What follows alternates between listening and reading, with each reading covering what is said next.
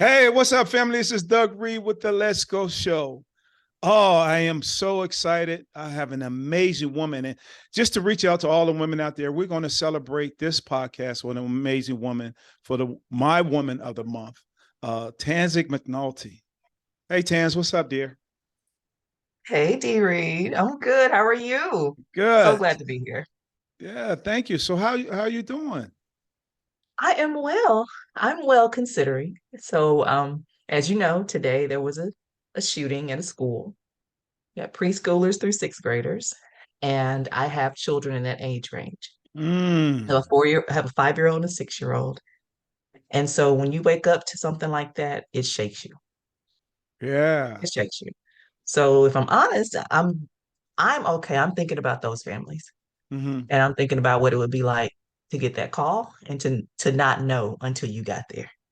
So yeah, I'm holding space for them today, but You I am know, doing all right. and I thank you for sharing that because, actually all my kids are older and grown. Um, but I called a guy today after I heard the news. Like every morning, the development that I'm in, the school bus shows up. You got parents that are up there.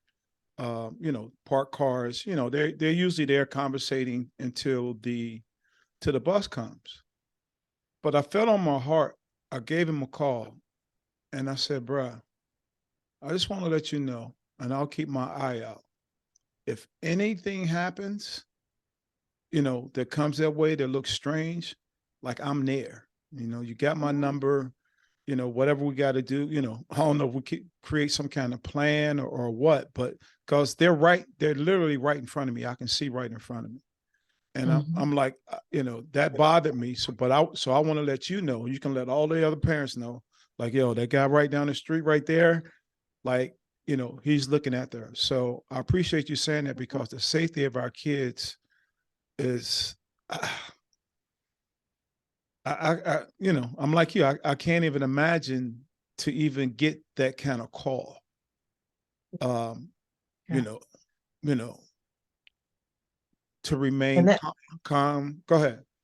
yeah, I was gonna say when you told them, I'll be there, like that speaks to the power of community.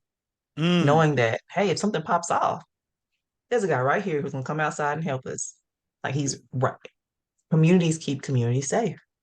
And it's on each of us to really empower ourselves and remind ourselves of our own power to protect and keep other people safe.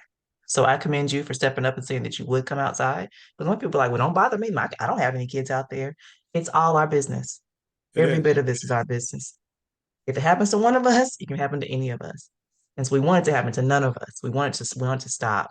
But Hmm. I just commend you for stepping up as a community member and saying, hey, I got you. Yeah, I That mean, holds weight. I think about just the age I'm at. I mean, we never. I mean, I saw somebody put on social media today. Only thing we were concerned with was a fire drill. That's the only drills we had was a fire drill. Mhm. Now we're talking about an active shooter drill. And me retiring out of the prison, we had all kind of security measures and all kind of drills.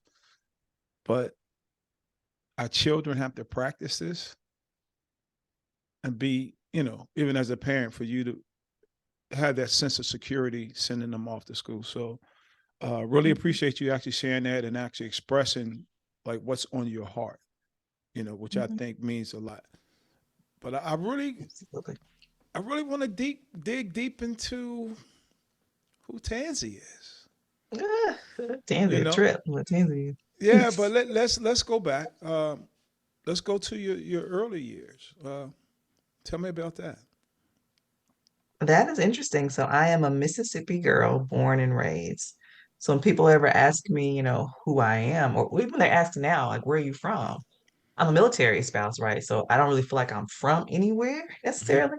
But Mississippi is home. So that's the first thing that pops out. I haven't lived in Mississippi in almost probably 20 years, over 20 years. That's my home and that's my heart. Okay, So let's stop yeah. right there now because I'm gonna throw something at you. Hmm. I'm originally from Cincinnati, Ohio. Now, I think Mississippi. I'm gonna say it's a problem, but I think there was a certain twang the way you talk. or a Uh-uh. certain accent? Did you have that at one point? You don't hear it. I don't. So you probably don't. I may not be completely comfortable yet. When Okay. I'm really, really comfortable with people, oh, it comes out. Oh, Yeah, I get a oh, lot of gaps and that, and yeah, it gets real. It gets real. So I have a Southern accent. okay. As I get to know people more, and if when I laugh, when I like really belly laugh, oh, you can hear I am country. When I say I am Wow. country, Yeah, because yeah. I go home. Now, what happens when you go home? You still, I mean, does anybody Oh no, say like Tansy, or you've been I across the sound just street? like them. Yeah. Oh, do you? Sound just like yes. I go home to Because when I'm at Cincinnati. home, it's like complete comfort. I don't have to, be anything other than just Tansy. And so I turn into Blue Mountain Wow. Tansy and it gets real country real fast. Yeah, I go home and people say, "Yo, where you from?" I'm like, "I'm from Cincinnati." It's like, "No, you don't. You don't sound like you from Cincinnati because there's a certain like a slow type twang in it. Hmm. Like sometimes it comes out. It does come out. Uh, Hmm. just like I say horse. People like, what's a horse? What's hard? You know what I mean? Like, yeah, a horse. You mean? No, it's a horse. But so there's certain things. So, what part of Mississippi are you from? What city? So I'm from Northeast Mississippi and it's not a city. It is Mm, very much a town. My home is Blue Mountain, but my life was in New Albany, Mississippi, which is a few minutes from Tupelo, which is Elvis Presley's, birthplace. okay, So, okay, we got to stop. We got to stop, yeah, Taz, because the two below that I know, no, that's not Elvis. Who no, else? I mean, Richard Pryor. from See, Tupelo? yeah, no, not from No. Tupelo. Of course, he told jokes about Tupelo, Mississippi. Uh, Oh, okay, okay. I would know that. No. yeah, yeah. So I'm really telling my age, but yeah, Richard Pryor had a joke. I can't even. But Tupelo, Mississippi. Is what all I remember Yeah, him just. And there Tupelo is wasn't still there. a whole lot of clean words after he mentioned it, of course. So tell us about Tansy growing up in Mississippi. Uh, how was she I, as a you young know, lady? I think I'm pretty much always how I've always been. I've always been very cautious, very aware, very observant. Even as a child, like I'm always watching, and I'm always looking out for family and friends. And yet, I'm very much a country girl, very much a mama's girl, daddy's girl. Like my parents are my world. And yeah, I feel like I'm a different version of myself, but Hmm. still just a hometown girl. Like I'm everybody's friend. Like we're probably all anyone listening right now, I'm probably 1 degree of separation from you. You know somebody I know. And they'll Hmm. say, yeah, I know Tansy. Yeah. That's just kind of who I am. So The tell hometown me, girl. tell me, um, being in Mississippi, tell me three significant events that you remember being in Mississippi. Ooh, 3 significant events. Mm, that represent home. Mm-hmm. Okay. So one is so Mississippi, we have our race racial issues, right? Mm-hmm. And one thing that always stands out, even when I go home today, is I'm usually looking for, I was at home last week actually for a week. Let me tell you what's significant about going home for a week. The whole time I was there, I only saw two Confederate flags the entire time. Now I'm almost 40 years old. That is significant. That I only saw two. So to me, that speaks to Mississippi is adjusting a little bit because usually it's on every back of everybody's car, on their house. It used to be in our flag, in the state flag. They took it out finally a couple years ago. But one thing that stands out is our community. I would always have white friends or white colleagues, but when it comes to the weekends, back then in a small town, we didn't have much to do. But the white kids could go sit in the parking lot of this paint company and just play music and have fun. And there would be a guy who had this big, massive Confederate flag on the back of his truck. And anytime we would drive by, I'll be like, man, why can't we do that? We could not. It's just certain Wow. certain things that we could not do. And I think growing up, that's always been in the back of my head. Like I don't want that barrier for my child. Like we would on the weekend, some of the kids would go out to the lake, and there's a big lake out there, and they would go out there and they would drink and whatever they wanted to do because they had their families had houses on the lake. They would invite us, and my mom was like, "Oh, no, you're not going out to the lake with those families to hang out or do anything." The answer is Mm-hmm. no. And as a Mm-hmm. mom now, I'm like, yeah, the answer is no. So that's one thing is like the restrictions back when I was growing up. I think I always kind of internalized that. And was like, as I get older, I want to make sure though my kids don't have those restrictions. I don't have those fears for them. Two, I love my granny. My granny is my world. And biggest memory for her, she was always a giver, right? Always giving. Like we weren't not a wealthy family, but every household in the 20-mile radius has something that came from Doris Knox in their Wow. house because she's always giving. And Wow. so I picked that up from her. But I also I noticed that I give too much too. So I'm learning boundaries as I get older. That you don't pour from an empty cup, right? You can't pour if you don't have it. Mm-hmm. So learning boundaries. So a significant event was when learning to give from her. And then as I get older, learning the boundaries for that. And a third significant event, ooh, my little brother. So I've always been my brother. As we get into the show, your audience will learn kind of what I do for a living. My Right. brother's a police officer. He's been a police officer now for 7, 8 years, something like that. He's also Air Force Reserve. Mm-hmm. So he was probably 5, 6 years old. We used to catch the bus at this cotton plant store. The bus doesn't come to our town because we're kind of way out in the country. So we had to go to corner of town to catch the bus into, the real town, right? He went in the store one day and he got some candy. He came out and said, "Guess what I got?" And I said, "What do you have?" He showed me had a little piece of like Laffy Taffy. It was Mm-hmm. probably 10 cents. But I knew he didn't have 10 cents. And I said, where'd you get that? I took it from the store. I said, you stole that from the store? Yeah. I said, go back in there right now and put it back. Mm-hmm. Put it back. And he did. I know he couldn't have been more than 5 or 6 years old. So I think he thought, oh, that's done. I fixed it. I didn't do anything wrong. Time my mama got home, mother, your son stole a piece of candy from the store, and you need to correct that. Accountability. I needed her to know then that her child made the wrong decision. So I credit myself with his integrity now because I got him straight. He was 5 years old. At 5. So we're gonna get you on the right track. So like, We're not stealing. We're not even stealing 10 cents piece of candy around here. Take it back. And then I'm yeah, gonna tell mama when we get yeah. home. So nobody will ever be able to question not only your integrity but your character as well. Oh, never, Yeah, never. I live according to a higher power. Like I got somebody else who's looking out for me, so I gotta do what's right. So you don't have to worry absolutely. about my integrity. So what's the third thing? Can you remember? Oh, those are my three. Was that three? Let me see. It was Yeah, the yeah. flag, the flag on Those the back of the truck, my granny giving, and and your then brother. my brother get him together to get him on the on a right path. That's So the best. how were you drawn out of Mississippi? You know, Why did you leave? opportunity. Mm-hmm. I think it's opportunity. I never really wanted to like. I wanted to see other things. Mm-hmm. So I lived there from 0 to 18. And then I went off to college, which I went off to college actually in Mississippi. Then after that, when it was time to go get a job, I thought I could make more actually outside of the state of Mississippi. So I went one state above and went to Tennessee. You said And one then state above. Okay. Which college did you attend? I went to the University of Southern Mississippi Okay. for undergrad. And then for grad school, I ended up going to HBCU, the Tennessee State University in Nashville, Tennessee. Wow. And what'd you Yeah. major in?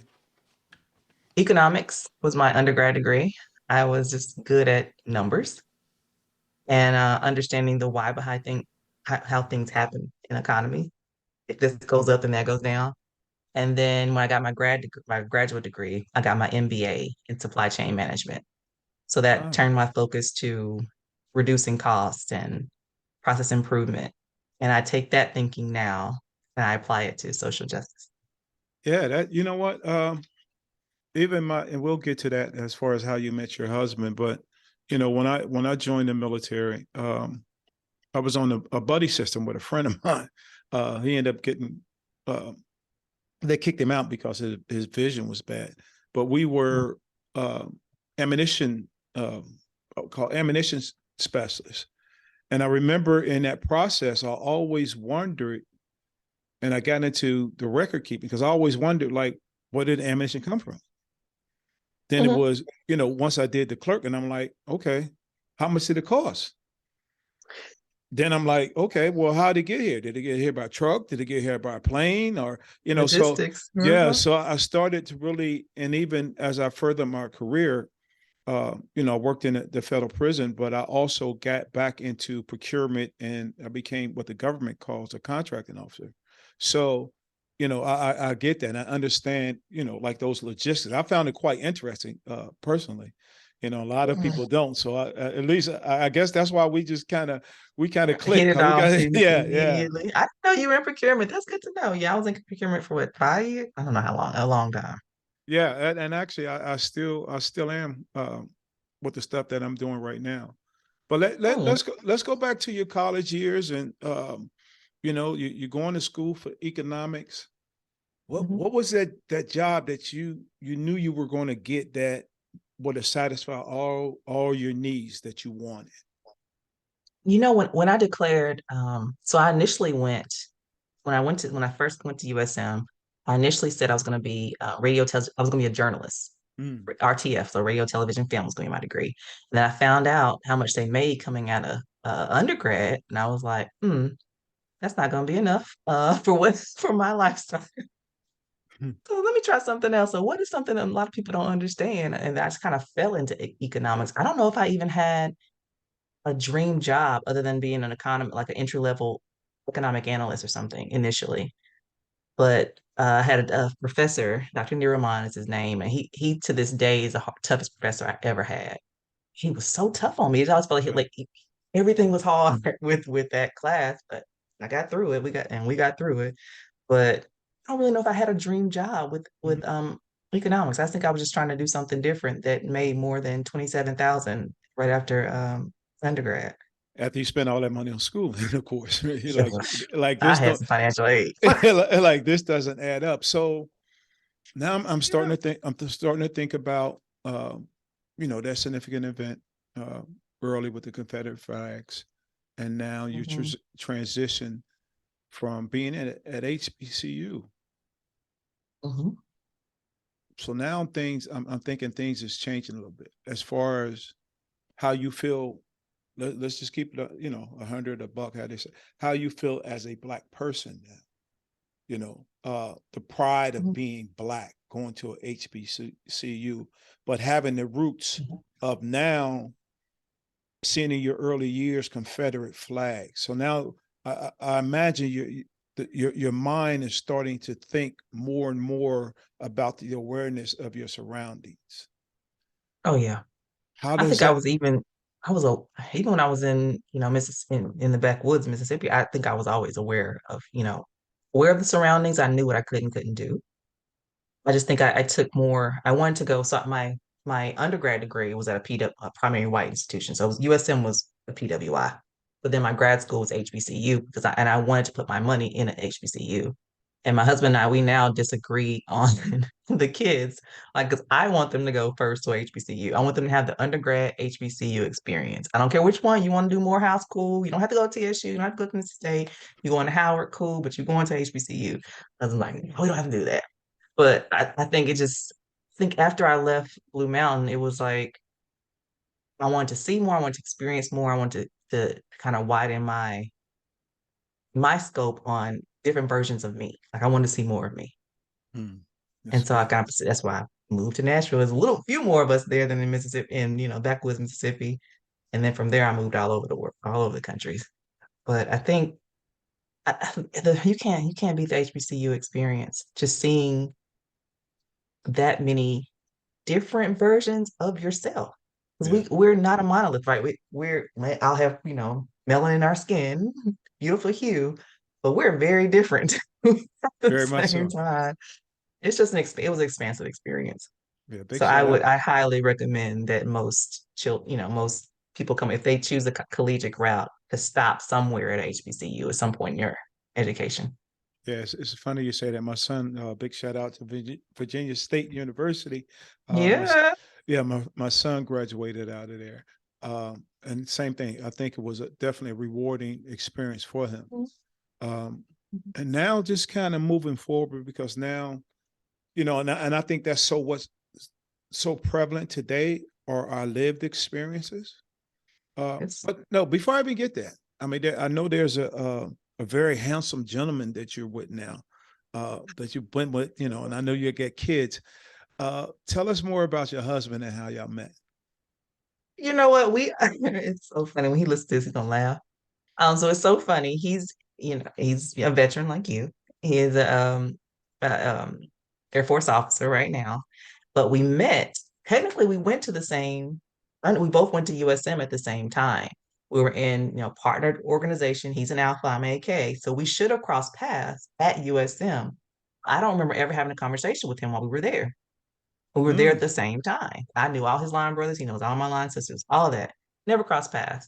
Fast forward to 2011, he sent me a Facebook post. That's when Facebook was a big thing. He was like, "What's up, Tansy Hall?" And we talked for like 70 posts. This is when you weren't even in DMs. He was just on the wall going back yeah, and forth. yeah. And he was just super cool. We hit it off. And we just became really, really close friends. I would talk to him about who I was dating. He would talk to me about who he was dating. He was in Florida at the time. I think I was in upstate New York at the time. We were just super cool. And then everything changed. So like is he like is he really quickly. is he going to tell the same story though?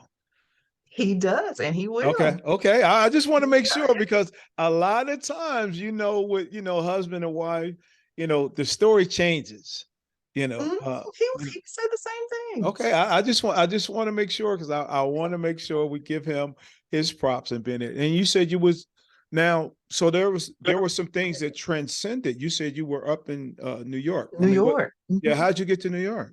That was my first corporate job after I got my MBA in supply chain. So my first job was in upstate New York, working as a transportation analyst. That's why I know all about logistics. I was in that Mm, role. And at that time, he was doing his pilot training down in Florida to become a pilot. mm. So we were communicating, hitting it off. I said, "You should do this, girl." He's like, "You should do this." Da, da, da. And then he deployed maybe twice.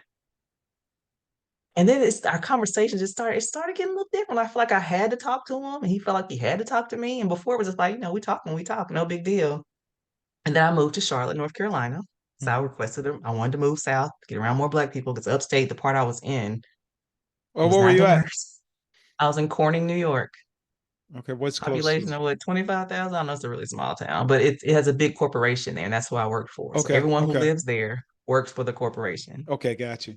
So I requested to move to Charlotte to get down to the Queen City because I know it was popping down there.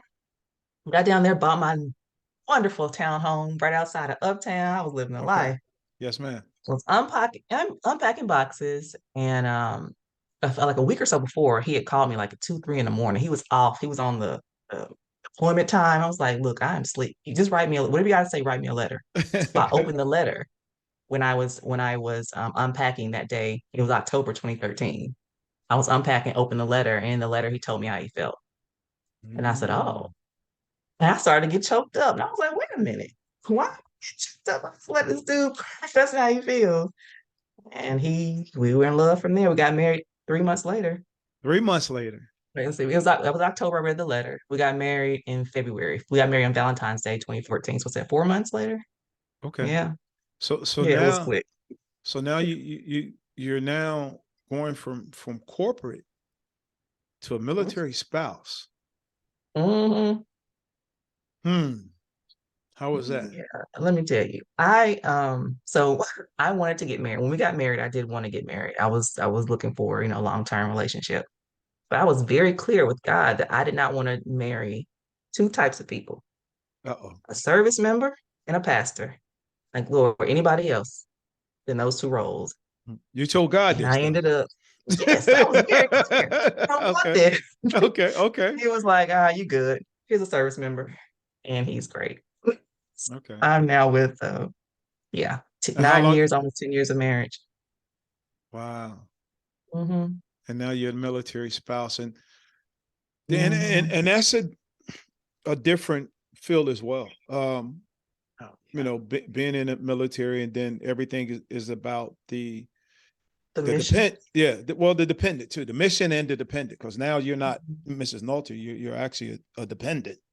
Um, Mhm. and I think, especially with the military, I think that's one. If I had to say a fault in its system, I think that's it, because uh, they use dependent real loosely, like somebody is not a human being or an individual.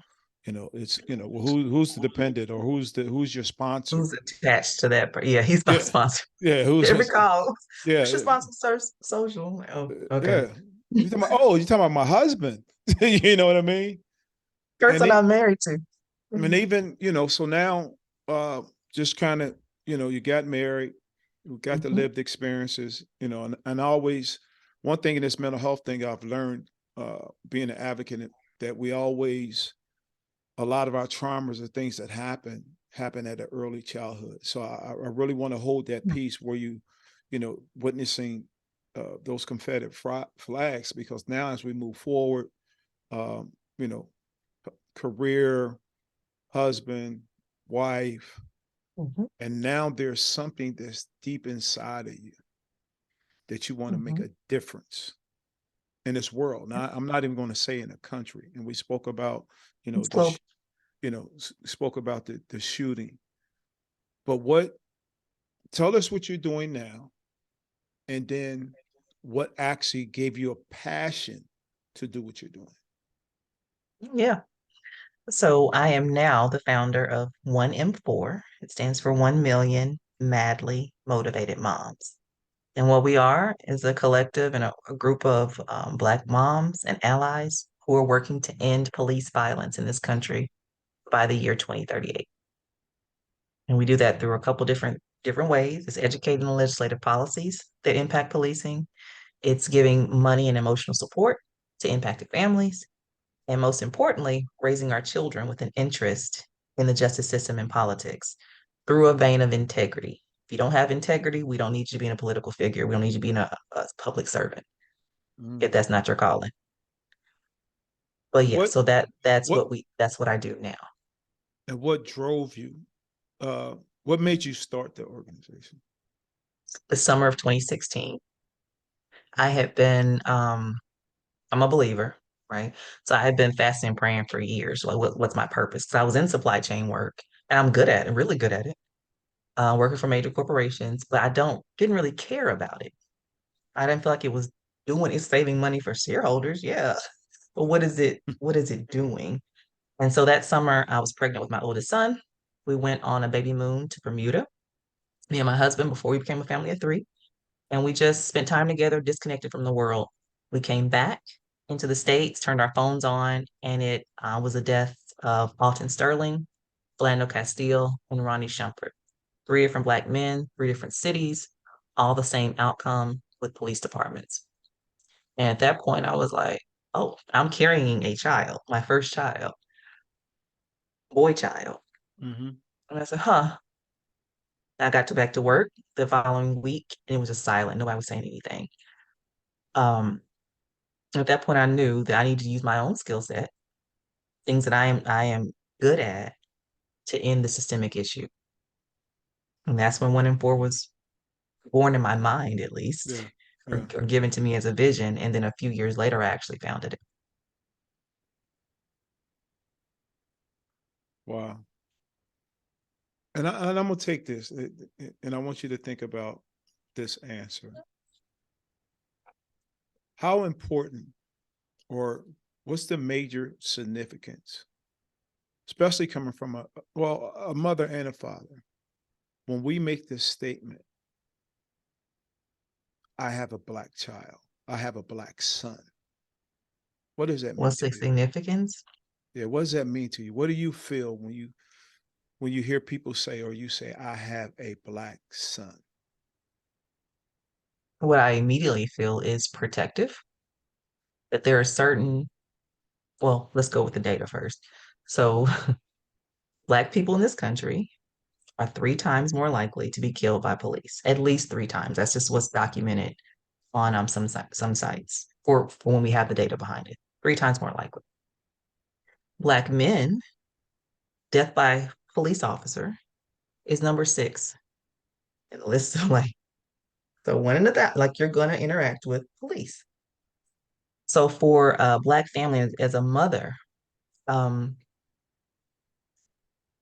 my boys are my heart. They're my heart walking around. That's how I look at them. They're my heart just walking around by themselves, figuring out life. And it's my job to keep them as safe as I can, to keep their joy established as long as I can, and to keep them as safe as I can. And so when I say I have a Black child, that means that my awareness is heightened. I have to let them know what they can and cannot do right now, which goes back to seeing the Confederate flags and my mom talking to me, right? There Mm-hmm. were things I couldn't do, same thing for them right now. But the hope is that the work that I put in now will make it by the time they're 15, 16, 20, 25, they don't have those worries. Like I can do, my mama set an organization 20 years ago before we even needed it, because she was thinking about us. Wow. And I say that too. I had a circumstance. I told you my son went to Virginia State University. Um, and, actually, he's from Jersey. And of course, down there with Jersey plates, he's an outsider. Um, and he got pulled over because he's got um, a Dodge Challenger. He's got the tinted windows. He gets pulled over by two police officers, two white police officers, one male and one female. Um, but he cuts his phone on. Mhm. So they pull him over and they're checking said they checked his tire width of tread and it wasn't up to standard. They said his tread, that was the reason for the pullover. His Yeah. tread wasn't up to standard. Yeah, they noticed. I mean, of course they asked for and my son, when they asked for the ID, he was kind of heated. Um, Yeah. so that exchange wasn't, very friendly. So that's but this is the kicker though. So after that conversation, and they think I wrote him a ticket, he gets pulled over 2 minutes later by the same officers. Same thing, phone is on. And the statement that the officer made, the female officer makes a statement. He asked, "Why are you pulling me over again?" She said, "Oh, that wasn't me. That was my partner." So I think they gave him another ticket. Now, going back to that terminology that I asked you about having a Black son. Now, I actually work in law enforcement. I'm working in a federal prison and I hear this. So I am heated.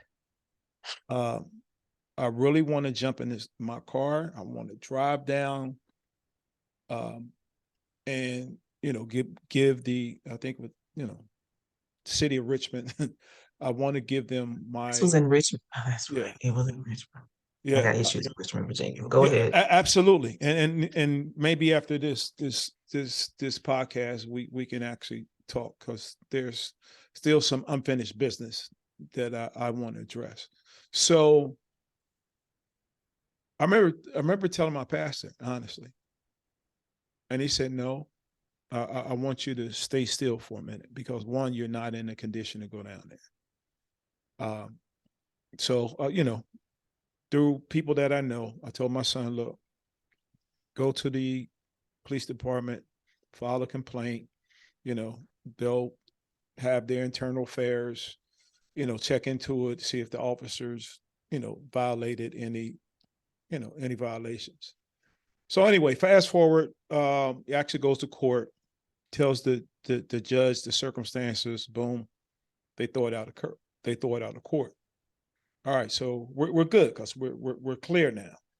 Um, but that incident still, even as I'm talking about it, still bothers me today because I'm wondering, we still had the police report because I'm wondering if those officers now have had an ongoing uh, problem with other Blacks, for one, or just within an department. And we all know your internal investigations are not going to solve the issue, because they look after each other. I worked in the system. I know how internal affairs go. I mean, yeah, it's sad, and they'll do some work, but they're not going to do all the detailed work.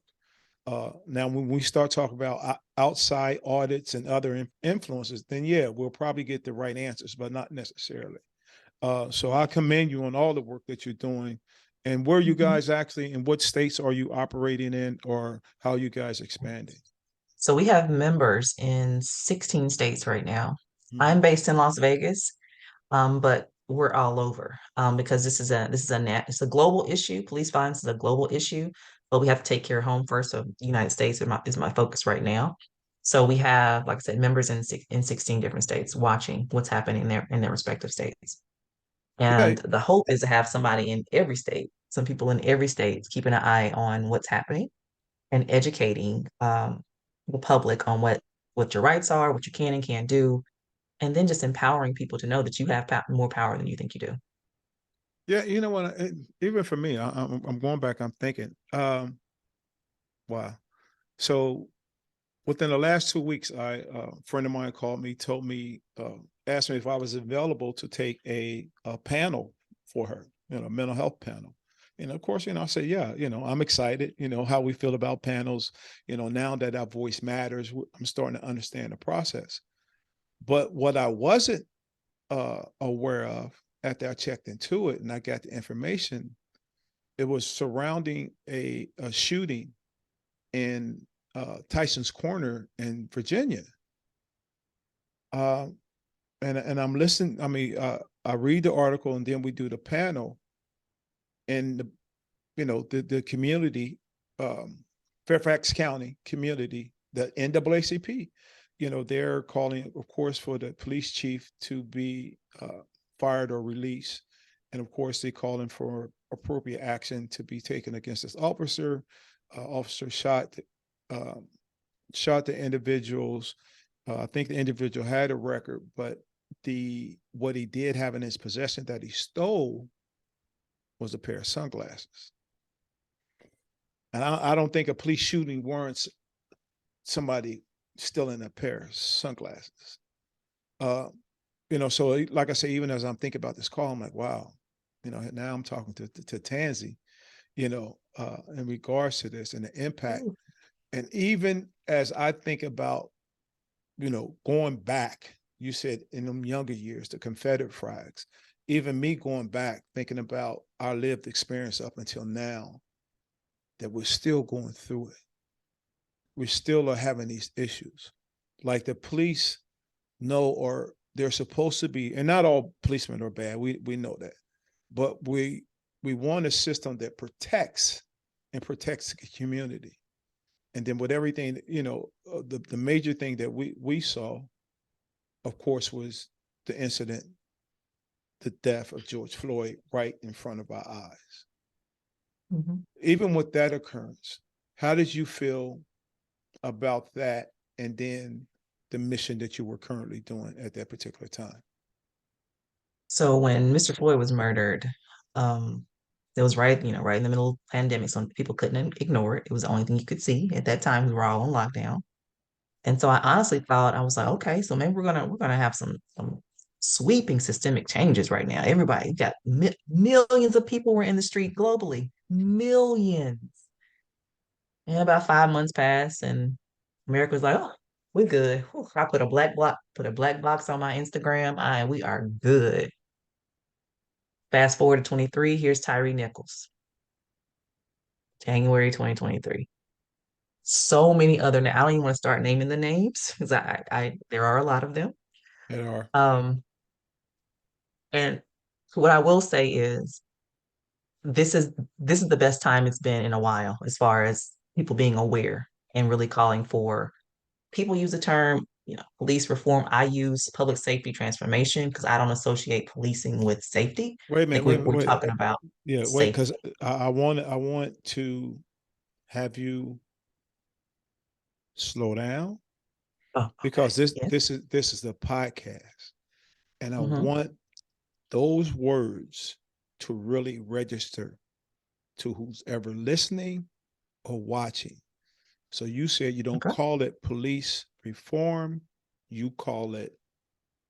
Public safety transformation, transforming. the public safety systems in this country. I do not associate policing and law enforcement with safety. Not for me as a Black mother, married to a Black man, with Black family members, male and female. I don't associate policing with safety. So Mm, when I hear legislation that says we got to reform, we got to reform, we got to reform, all I hear is the word reforming a system that was flawed deeply from its inception that you want to put back together. And I believe words matter.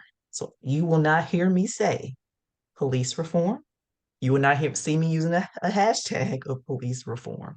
It's always transformation for me, always public safety, because the ultimate goal is for people to live and to be safe. So for me, that does not involve policing because from my experience, people that I talk to and that I'm dealing with, the community that I'm dealing with, it's a harmful system. And so, like I told you earlier, my little brother, he's way bigger than me, but my younger brother is a law enforcement officer, and we have these conversations often. We just talked about it over spring break. What is public safety to you? He's like, well, communities do keep communities safe. Like, okay, we agreed there that mhm, communities keep communities safe. mhm. He and I disagree on where law enforcement should be involved when there's mental health. We are completely on opposite ends of the spectrum. And it's good for us to have a conversation, but I'm very clear. I do not put police and safety in the same sentence. I talk about transforming public safety systems in the United States and eventually globally. Yeah, and that's good because a couple things. I don't know if he ever thinks about it or addresses it because being a Black police officer or a Black in law enforcement, they talk about the blue line. Nobody actually talks about, I'll say, the Navy blue line, which is being, that's the the blue the blue line and being Black. That's the Navy blue line. And there are certain things that come along with that as far as working in a system that is dominated by whites, and actually those rules and everything that governs that particular uh, segment of that area is not fair, and an injustice and the disparities that are in it. For anybody that or is in that field, in that career, you have walked that Navy blue line, and it's very hard. Even as I spoke with the Fairfax County NAACP, I told them it's very hard because when you speak against it, you got to be willing to take the repercussions that come indirectly from it. And Mhm. but then you Retaliation is real in mm, law enforcement. It's real. very real, and a lot of times we don't speak out of it because of the retaliation. Mhm. And just to let you know, I was fortunate. I was up in Detroit doing doing some work with an organization on prison reform. Now you're gonna change my terminology around reform, but I got opportunity to speak to Breonna Taylor's sister, and of course that was just recently. Recently, all the evidence, everything came out, and as far as the injustice that had taken place now, and she's going around the country speaking for the family, uh, and speaking to these police organizations and trying to, mend that gap the same as you are. But I think there's a certain, let's see, I'm not even going to speak on it because I know how systems run. So let me ask you. So you're doing all this great work, uh, beautiful family. I love seeing you actually celebrate your family because Mhm. I think even with the kind of work that we do, we have to make that time out for the work I do Mhm. because it's about family time. Yep. So I appreciate, and I know you're on social media, and we'll talk about how to find you and all that, but I appreciate you taking that time out and really honoring your family. But what are the plans for the future? What does The, Tansy want to the do? the plans are so we are currently in a season of we have a total of 6 bystander trainings. We're on number 2 right now. We're doing that actually tomorrow night, which is March 28th. But by the time this runs, our next training will be on April 25th, and the following one will be May 23rd. And this is a partnership with 1 in 4, my organization, the organization called Right to Be, which is an anti-harassment organization, and Angel Tech, which is a technology for your phones to make your phone a body camera, to live stream to your mom or your dad, wherever you are, what's going on. So we're doing these Wow. trainings that will teach people how to be an effective bystander to police violence or any acts of violence that are happening around them that are Wow. particular, to Black violence. So we're trying to save lives. So immediate future for me, getting through these training as many people as possible across the country on how to be an effective bystander. And then the goal is growth. Grow 1 in 4. Our goal is to end police violence, but the longer we have so many other safety issues that impact the Black family that we're mad about it all. Like gun Yeah. violence is wreaking havoc. It happened today. Domestic violence in the Black community wreaking havoc. Death by suicide, Black youth wreaking havoc right now. There are so many other issues. So you'll see over the next few months where we're transitioning 1 in 4 to being a public safety organization. Our goal is to keep you alive. Wow. That's my calling, keeping you alive, living trauma free, living longer lives, trauma free, healthier lives. So my goals for the future, grow this organization, grow the eyes on the ground, grow our training so we know how to keep us safe. Okay. So I'm gonna throw one at you again. Ooh, So throw it. so now 1 in 4, everything, Mhm. all that you have desired for the organization has came to full fruition. What does Tansy do now? What is? After the organization comes to full. Yeah, So say we're at 2038 and we have yeah, reached yeah. our goal. You reach your goal. Everything is happening. Kids are how old now? Oh shoot, how old they be? 15 years, they'll be 20, 20 Yeah. and 21. So they're at that college, which you guys are figuring out where they're going to be. Yeah. They uh, going to HBCU. all Courthouse, look right, out for them. all They right. coming. So they're at the HBCU. Husband is retired. Yeah. Uh, He'll be retired for a while by then. Yep. yeah, husband is retired. What is Tansy doing? Tansy is no longer leading 1 in 4. I have passed the torch on to the next sister who's gonna run with it. It's a marathon, right? Not a sprint. Pass the torch on to her. I am sitting on a couple boards, safety boards, because after achieve the goal, I have to measure it to make sure, it's still working and to tweak it. So I'll Mhm. sit on some boards to help some other organizations keep the work going. And then I'll just sit out on my porch with my husband and drink some warm tea and read some books. Okay. That's gonna be probably about it. I love it. I love I'm it. not that I don't have to have much. All right. So, well, I have two things I want to do. One, of course, is tell us how to find you, whether, your website, all information, social media. And then Mhm. after that, we're going to do what I call the Let's Go Challenge. Let's get it. Let's So go. the Let's Go Challenge is I'll say one word and you tell me the first thing that comes to your mind. It can be Oh one Lord. word, can be one word, can be 2 words. You just tell me actually what actually comes to mind. Let me see if I got you. Okay. My mind is interesting place. So I know actually I love this segment of it because I learned so much from individuals and I love this. So first tell us, how to find you and more about your organization, how to find. absolutely. So you can find us 1 in 4 at www dot number one, the letter M for mom, and the number 4.org. Very short. 1m4.org. Across all the platforms, that's your Facebook, Instagram, Twitter. It's at we are in WERARE 1M4. So we are 1 in 4. It means all of us are 1 in 4. And then, yeah, you can find my personal pages at Tansy McNulty on everything. On I am everything. so easy to find. Everything is so simple. It's just Tansy McNulty. And Tansy, actually, there's a lot of great information on your social media pages. There's always positivity on your social media pages, Mhm. and there's also things to enlighten families on your social media. So I thank you for that. So, all right. So you ready for this Let's Go challenge? Let's go. All right. Motherhood. A blessing. Do you want just one word, right? Or you want two? Anything that comes, anything that comes to your mind. However you want it. Blessing, joy, motherhood. Father. Peace and protection. That's for my father and my husband as a father.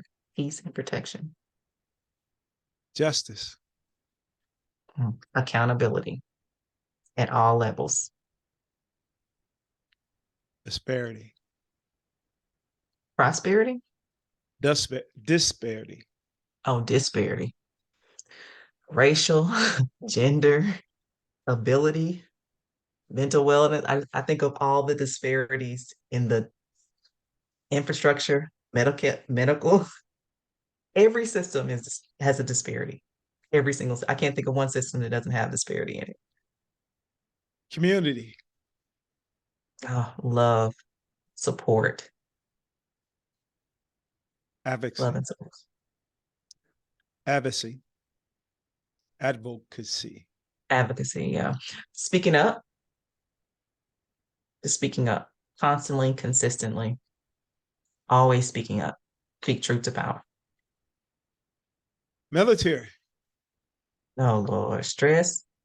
The military playing with my life. Yes, constantly playing with our lives. So I think military stress, disorganization. That's all I got. Family. Home. Home, Mississippi home. Home in these four walls. Family is home. And that's what I was going to, the last one would be Mississippi.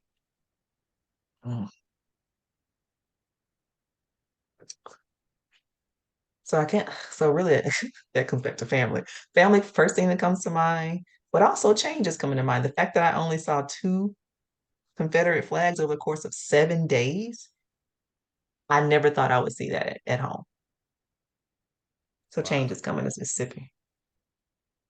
Well, Tandy, that's all I have. I thank you so much, especially being highlighting you for the Let's Go Show Woman of the Month. Our first in Let's Go Show podcast history. Let's get it. Let's go. Yeah, I thank you so much. And listening to all this has been the Let's Go Show with Doug Reed featuring Tansy McNulty. And you know what I say? Let's go, baby. Peace. I'm out.